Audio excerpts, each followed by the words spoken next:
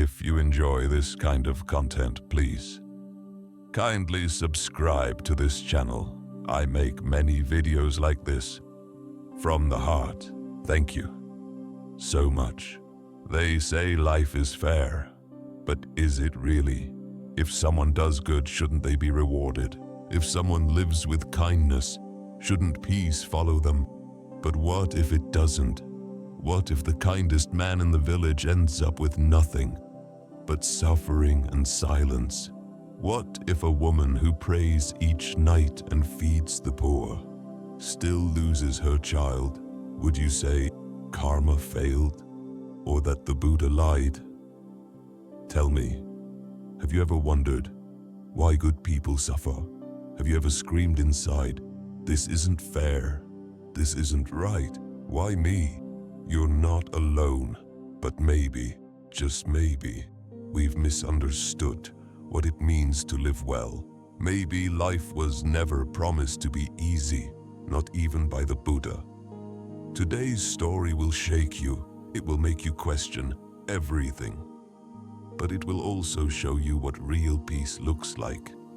Not the kind of peace you find when life is easy, but the peace you find when your soul is finally free.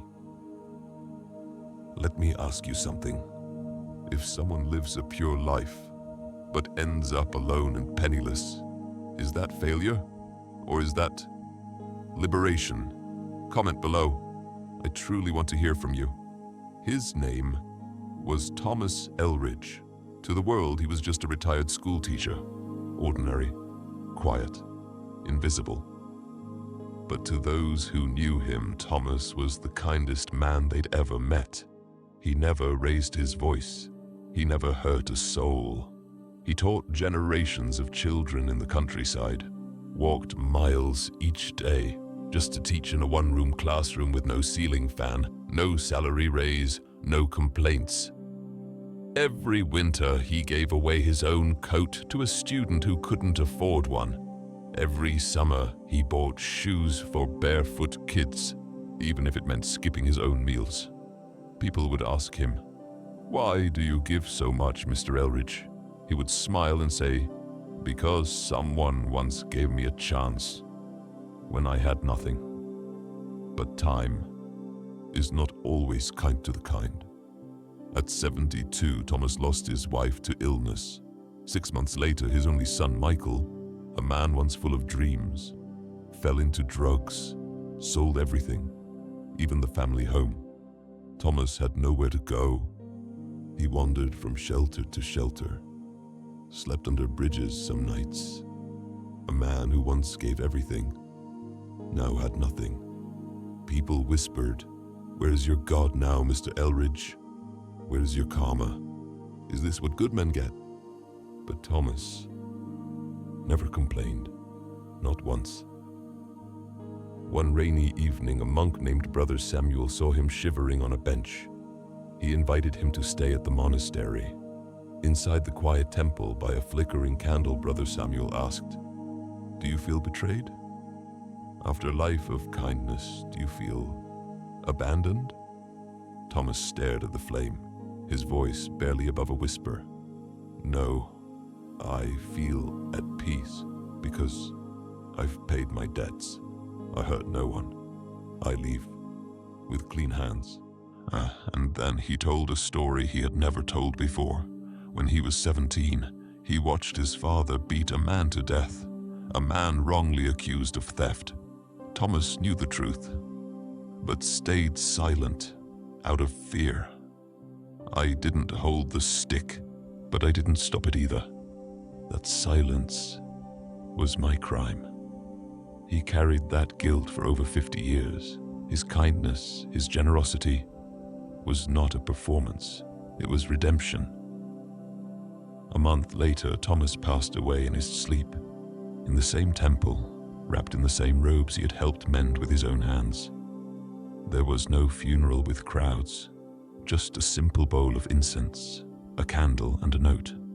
It read, "Let go of life, let go of pain, only peace remains." But that's not where his story ends. A man named Elijah Clark, a former student of Thomas, now a world-renowned neurosurgeon, came back to that small town when he heard the news. He built a library there, named it the House of Silent Kindness, and placed a bronze statue of Thomas at the entrance, holding a book, smiling. Because, Elijah said, the man who taught me how to read also taught me how to be a human. Now let me ask you, was Thomas a failure, or was he free? Would you still choose to be kind even if no one notices? Even if you lose everything? Let that question sit with you as we move into the deeper lesson of what the Buddha truly meant when he said, I only teach suffering and the end of suffering.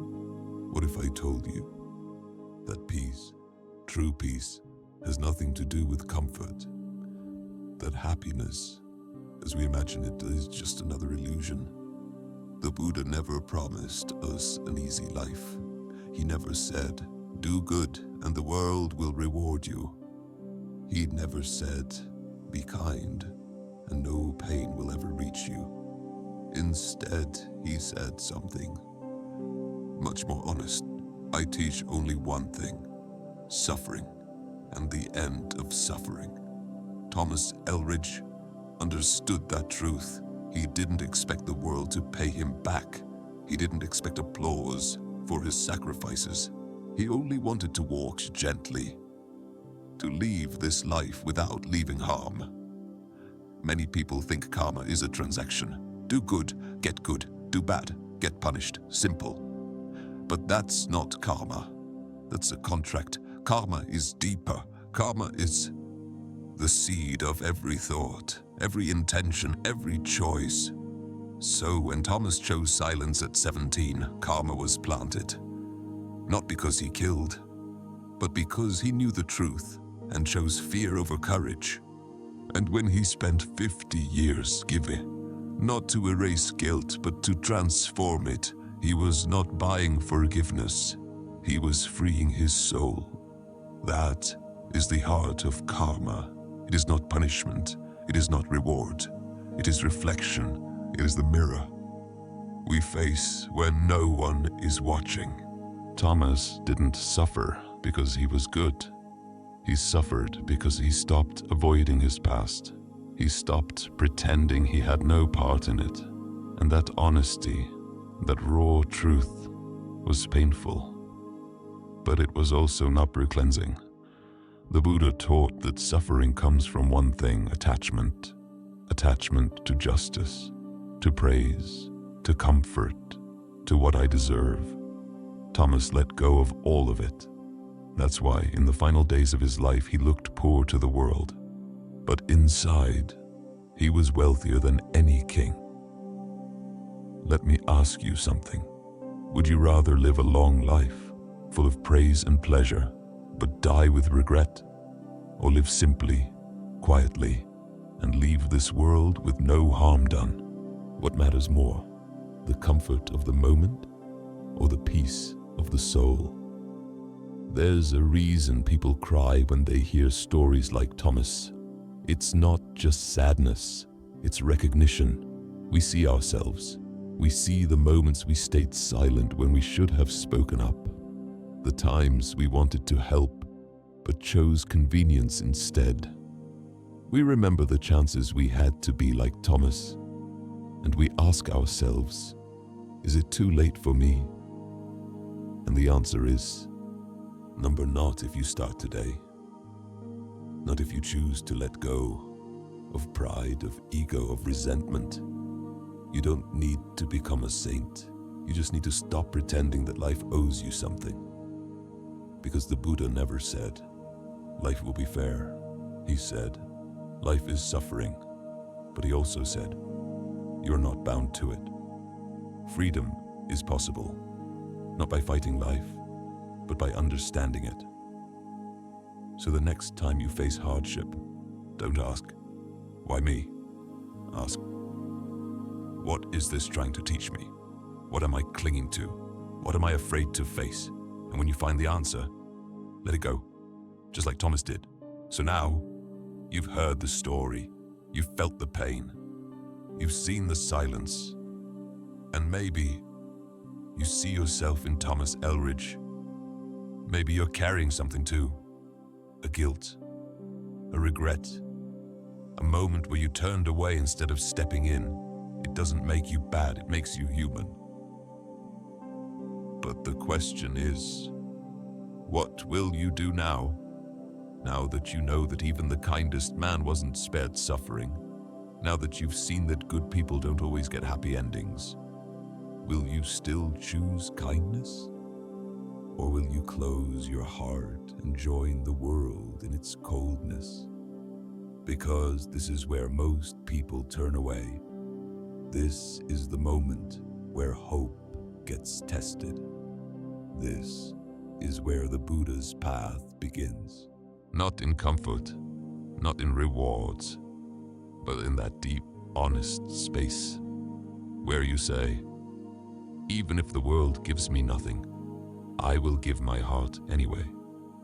That is real strength. That is real courage. To walk into the storm and not ask to be saved, but to say, let me be the calm in it. Thomas didn't leave this world a wealthy man, but his life, it echoed, it changed others, it built libraries, it gave children a future, it whispered to the next generation, you don't have to win the world, just don't lose your soul. And now, I ask you, what kind of echo do you want your life to leave? Will people remember your anger, your achievements, your titles? Or will they remember that when things were hardest, you chose to love anyway? Don't answer me now. Answer yourself, tonight, alone, when no one is watching. That's where the truth lives. But if this story moved you, even just a little, then do this. Go down to the comments. Leave one sentence. What did this story awaken in you? Was it grief? Was it gratitude? Was it anger at how unfair life can be? Or was it something softer? A calling, a reminder, a beginning? Here's a question for you to reflect on or to debate in the comments. If karma doesn't always reward good people in this life, then why be good at all? Should we be kind if it brings us pain? Should we forgive if no one says sorry? Should we give when we ourselves are empty? I want to know what you think. Your voice matters. Your story matters. And there are others reading who might need your words more than you know, so speak. And if you want more stories like this from the heart, with truth and tears and timeless wisdom, then subscribe, because I promise you, it won't just entertain you, I will make you feel. And maybe I'll help you remember who you truly are.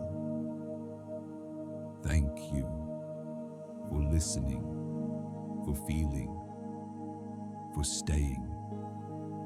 I see you. I honor you. May your path be light. May your heart be free.